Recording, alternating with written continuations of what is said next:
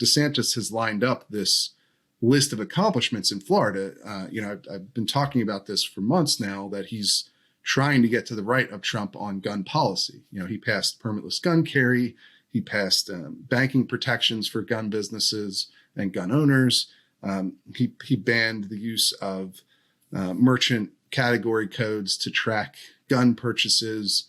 He's doing these things that are putting him to potentially, or at least they're shoring up his own reputation on gun policy. And you look at Trump, and there is some weakness there, because not only do you have these comments, but you also have the bump stock ban, right? Which Trump did unilaterally, which has now been found unconstitutional by several federal appeals courts, right, including ones that have Trump appointees on them. And he's doubled down on support for that. That was one of the things he did in that CNN town hall.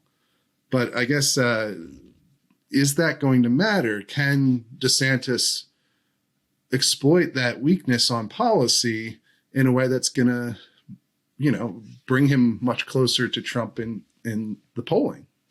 Well, I think you've got your finger on the pulse of, the gun rights community. You and, obviously my friend Cam Edwards over at bearingarms.com too. I mean, both of you at the Reload and at Bearing Arms, I think you guys have a really good finger on the pulse of the gun rights community. And I think it's going to make an impact there. And again, I think I get back to, again, what's going to matter in this cycle, right?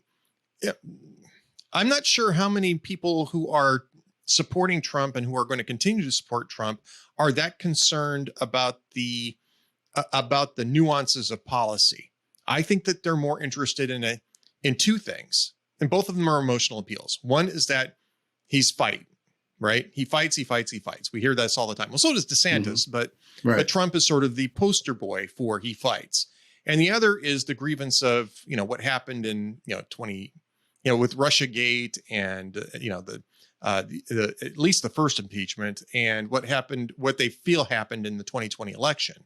Yeah. And so I think people who are approaching the choices that are going to have to be made in this cycle, that are interested in these policy differences will probably very much go to Ron DeSantis.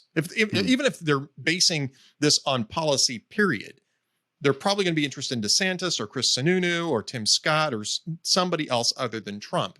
The people for whom this is an emotional issue, who are really tied to the grievances of Russiagate and, the legitimate grievance of Russiagate and whatever you think of the 2020 election, I'm not sure you peel them off with that. I think DeSantis has to offer something more than that. It's something along the lines of, I also fight. And I think his feud with Disney is part of that. Mm-hmm. I don't think that he did this. I don't think he did this because of that. Disney picked this fight by jumping into the whole Parental Rights and Education Act. And